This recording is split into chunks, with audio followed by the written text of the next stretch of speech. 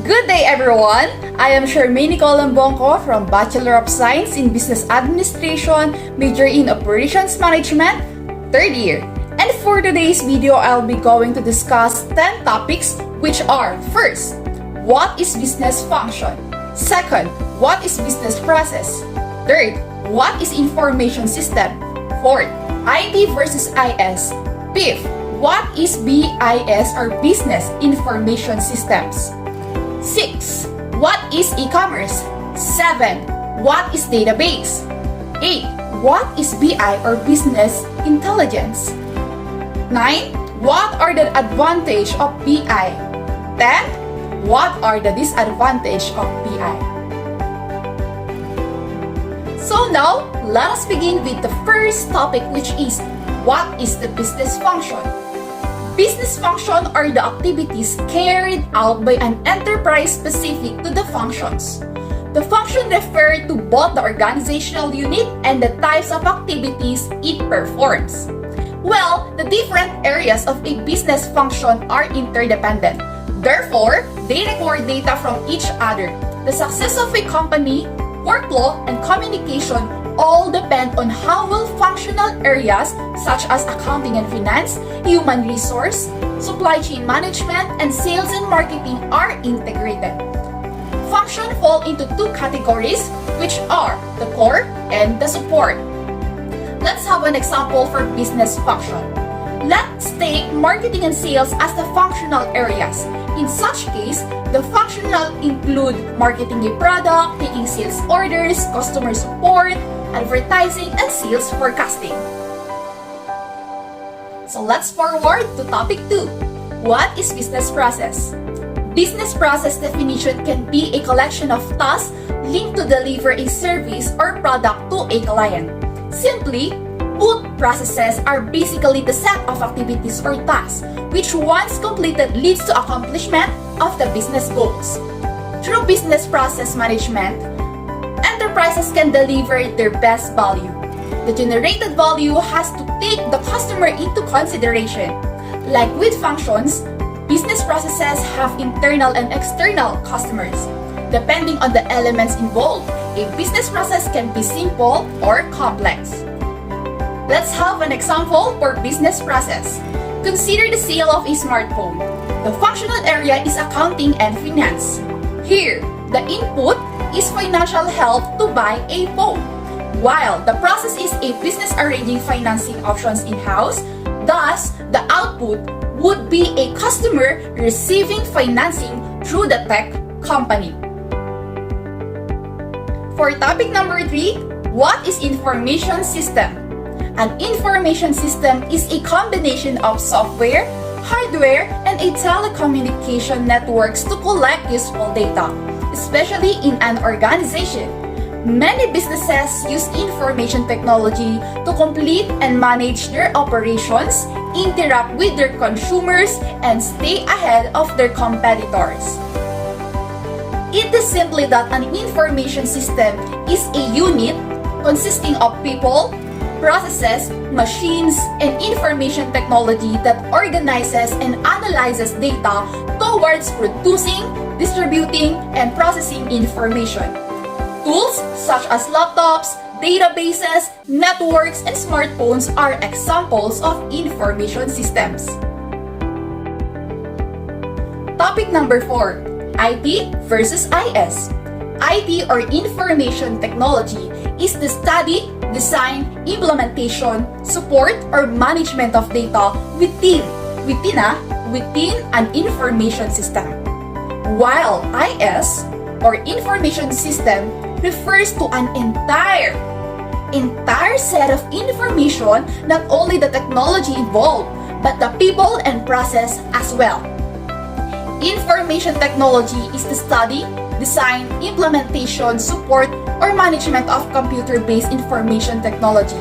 It focuses on maintaining the system's hardware, software, databases, and networks, with the end goal of communicating to users on how to best utilize its functionality.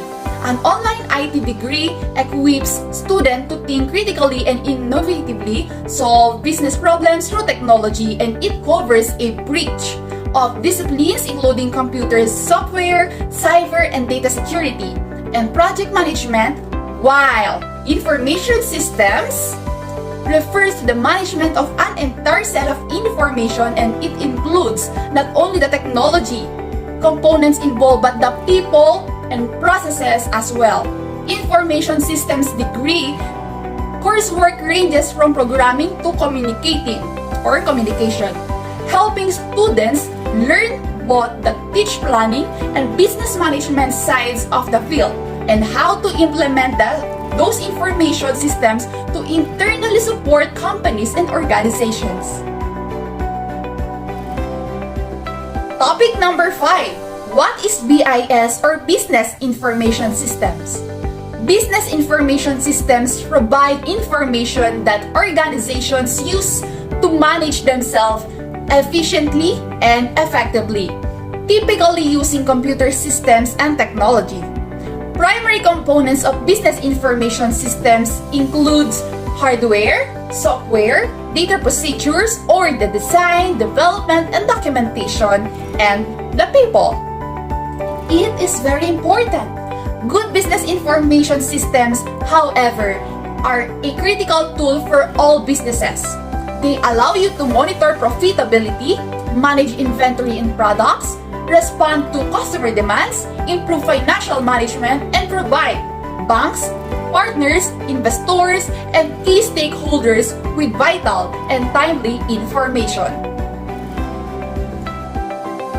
Topic number 6. What is e-commerce? E-commerce or electronic commerce is the activity of electronically buying or selling of products on online services or over the internet. The standard definition of e-commerce is a commercial transactions which is happened over the internet. Online stores like Amazon, Shopify, eBay are examples of e-commerce websites. Here in the Philippines, we have Shopee, Lazada, Zalora, Beauty Manila, and many more. So now let me discuss to you the topic 7, which is, what is the database? A database is an organized collection of structured information or data, typically stored electronically in a computer system. A database is usually controlled by a database management system or DBMS. Together, the data and the DBMS, along with the application that are associated with them, are referred to as a database system, often shortened to just database. Databases often store information about people such as customers or users. For example, social media platforms uses databases to store user information such as names, email addresses, and user behavior. The data is used to recommend content to users, improve the user experience. Another examples are your grocery stores, bank, online shopping sites, restaurants, hospitals, favorite clothing store, and mobile services provider. For instance, all use databases to keep track of customers, inventory, employee, and accounting information. What is BI or Business Intelligence? Business Intelligence or BI refers to the procedural and technical infrastructures that collects, stores, and analyzes the data produced by a company's activities. BI is a broad term that encompasses data mining, process analysis, performance benchmarking, and descriptive analytics. BI parses all the data generated by a business and presents easy-to-digest reports, performance measures, and trends that inform management decisions. For example, sales, marketing, finance, and operations departments uses business intelligence. Tasks include quantitative analysis, measuring performance against business goals, gleaning customer insights, and sharing data to identify new opportunities. What are the advantages of business intelligence? First, we have data visibility. Second is we have accurate reporting. Third is we have streamlined processes. Fourth is we have decision-making clarity. So let us begin with the data visibility. The first is probably the most obvious. A good BI platforms allows you to complete visibility into your important data. And it's not just seeing your data, it's gaining a granular view of your data. So you can understand in mere real time what is happening. Okay? And why? With the insight, you can adopt the changes as they happen. BI dashboards allow you to real-time visibility into every aspect of your business, all in one place. This allows you to adopt the changes as they happen. Accurate reporting. This goes hand in hand with data visibility.